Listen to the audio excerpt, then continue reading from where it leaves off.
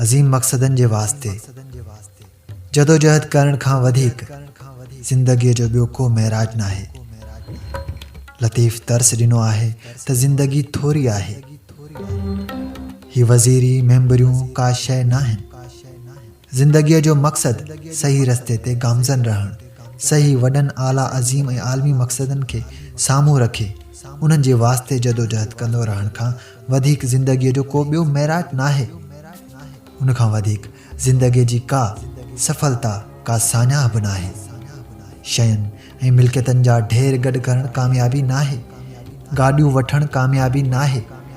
लतीफ़ जी नज़र में उन खां माण्हू भले फ़क़ीर हुजे, भले कुझु बि न हुजेसि, का शइ न हुजेसि, पर इज़त हुजे, आबरू हुजे, शान हुजे, मान हुजे ऐं वतन ऐं अवाम सां वफ़ादार हुजणु खपे ऐं नाक़ाबिले बर्दाश्त ऐं अवाम दुश्मन ॻाल्हि करण खां इनकार करणु खपे।